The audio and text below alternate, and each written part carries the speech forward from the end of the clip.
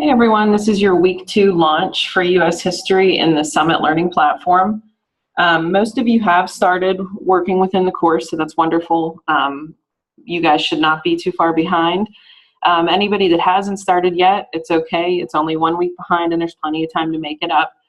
So this here is a little Christopher Columbus montage, but that is what the focus of the first project is based on Christopher Columbus and looking at the primary and secondary sources. So what you might have come across if you started working while looking at the primary and secondary sources is you're being asked to determine the point of view and the purpose of each document that you're reading. And I noticed that some of you, I think, are struggling a little bit with what is happening and what is being asked of you. So I just want to discuss point of view briefly. So basically, point of view is the perspective from which a story is being told. So think that every story has a narrator. Everything you read is being narrated. As you read it, somebody is reading that to you kind of in your head. And it's up to you to determine who is writing it and why. So this little short video is just to kind of give you an example of first person and third person point of view. Hello again, race fans. I'm Seth Stevens, and in just a few moments, the Flex 400 gets underway here at Memorial Speedway. With me, as always, is former champ Emilio De Santis. Hey, Seth. Folks, Emilio and I are really excited to unveil a new innovation to our broadcast, the first-person camera. That's right. We've outfitted several of today's drivers with helmet cameras and microphones, so at any point in the race, we can see what they see and hear what they're saying.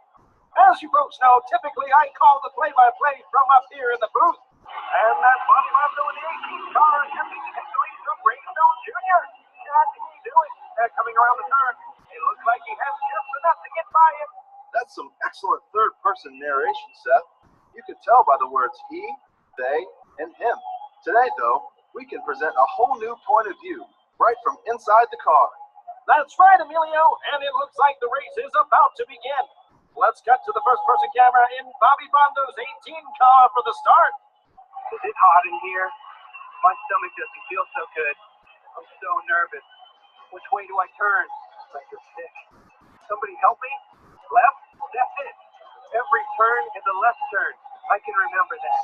Well, you heard Bondo working out some pre-race nerves there on our first-person camera. You know it's first person because of words like my, I, and me.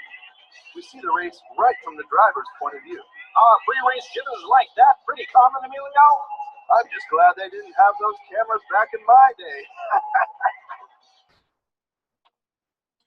Okay.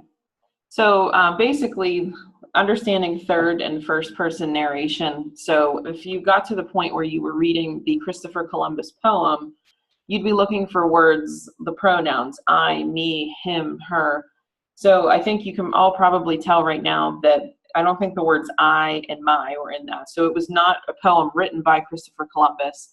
So that would be written in the third person. Somebody's writing about Christopher Columbus.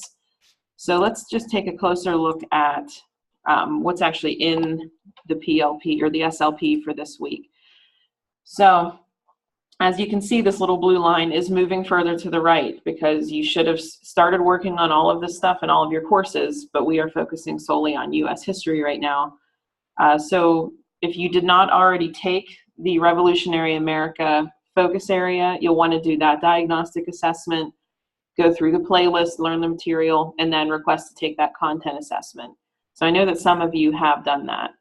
If you have finished the Revolutionary America content unit or content assessment, I recommend going on and doing the civic participation additional focus area rather than going on. And the farther you go along in these focus areas, the content actually does align with the project that's above it. So I don't want you to go down here and get so confused because it's information that has nothing to do with the project you're working on. So really try to stay in line with this bar. So I would just recommend if you finish Revolutionary America, do the additional focus area, civic participation, and try to get that A+ at the end of the year. So I'm going to click into American History Mythbusters, and I did put the due date of October 17th for this whole project, and that still gives you plenty of time. So if you did not start, you should, most of you have started, you would be doing this first checkpoint, the source analysis paragraphs. You click view all, and then your resources are right here, the Christopher Columbus sources. There is the poem and the 2 documents that are in there. And if you need somebody, if you would like to do the graphic organizer, if you're somebody that needs to actually see the visual, you can use that. And then this timeline is here to give you some sort of context in the time that it took place in history. What other events were happening around the time of this poem and around the time of the finding of America. So what you'll do is you'll click on the source analysis paragraphs. And this is where you will turn in your final work. So for the first checkpoint, you'll write 2 paragraphs. The first paragraph is right here. It's about document A, that Christopher Columbus poem. And you will be analyzing the poem's point of view and purpose regarding Christopher Columbus. So a lot of you are just kind of turning in direct quotes from the poem. And that's great to use quotes as evidence, but you need evidence for what? So a lot of you are forgetting to answer who wrote the poem. Who do you think was it Christopher Columbus? Was it somebody on the boat? Is it just somebody looking back at history, explaining what happened with Christopher Columbus?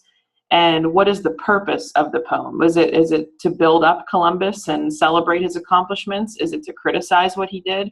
So you should be explaining the point of view and the purpose of that poem, and then use your quotes from the poem to say why you think that was. So you're providing evidence through the quotes, but make sure that you are addressing the main thing, which is the point of view and purpose. A lot of you are forgetting to do that.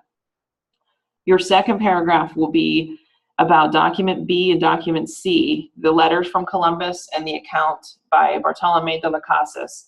So in this paragraph, you're going to analyze the historical context of each document.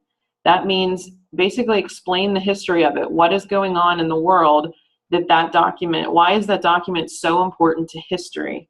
And then you're going to compare and contrast document B and document C. How are they alike? How are they different? So make sure you're addressing all 3 parts of this, because I am returning it with feedback. So if you do it right the first time, I'll be able to you move right along. So remember too, if you're going to be focusing on the cognitive skills here, point of view, purpose, contextualizing sources, and synthesizing sources. So before you turn something in, I recommend going down to the rubric. This is exactly how you're going to be graded. So you can say you need a 3 to pass. So you can go through after you write your paragraph and say, did I describe how the author's point of view influenced how events are described? Yes, I did. Okay. Did I compare and contrast the point of view represented in multiple accounts of the same topic? No, I didn't. I forgot to contrast it. So go back, and then that way you know exactly what's being asked of you to get a passing grade and then a very good grade over here. So it kind of just builds on each other. Okay, so also, if you did pass and finish the first checkpoint, which I believe some of you did, then you can move on to checkpoint 2, the Christopher Columbus paragraph. So you're going to be working on argumentative claim. So that's basically you are saying your opinion on something and backing it up with facts, with evidence. Okay.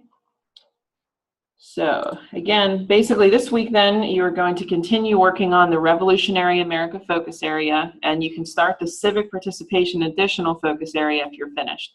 You should also complete checkpoint 1 of the American History Mythbusters project and start your work on checkpoint 2.